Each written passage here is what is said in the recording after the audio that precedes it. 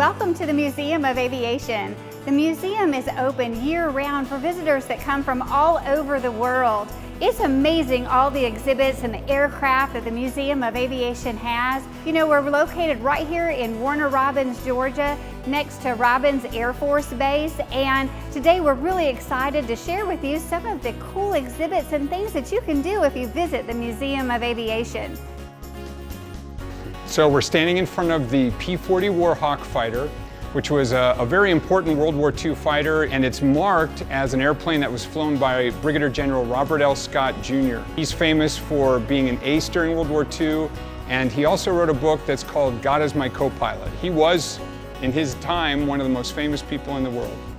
So families, if you have a day trip to take, or you have a group that wants to get together for a party, a reunion, any kind of visit to the museum, you get to see aircraft like this here at the museum and learn about our nation's great history. Students even come here for field trips, and it's really pretty amazing that 30,000 students and teachers go through our National STEM Academy programs. There's a lot of things happening for students and teachers here at the museum. Students can come on field trips, we can go out to the schools, we even have a virtual field trip program where students can virtually interact with us here at the museum and even take a tour and learn about some of our aircraft.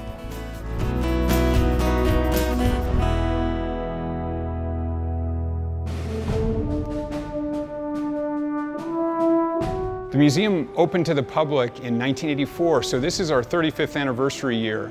And the museum is an Air Force field museum, but it is the result of just a wonderful community and Air Force partnership that has grown over these 35 years to make the Museum of Aviation the second largest museum in the United States Air Force and one of the most visited museums in the entire Department of Defense. And so when people come to the Museum of Aviation, they can see examples of airplanes that have set records, that have saved lives, that have changed the course of history. One of the many exhibits that we have here is an exhibit about the Tuskegee Airmen of World War II. This was a group of African-American pilots and support personnel who overcame prejudice at home and helped win the war against Germany during World War II. It's a great exhibit. One of the airplanes that you will see at the Museum of Aviation that you won't see very many places is the SR-71 Blackbird. And the airplane that we have here at the Museum of Aviation was used to set the world absolute speed record in 1976. The airplane was flown to a speed of 2,193 miles per hour, which is faster than a speeding bullet.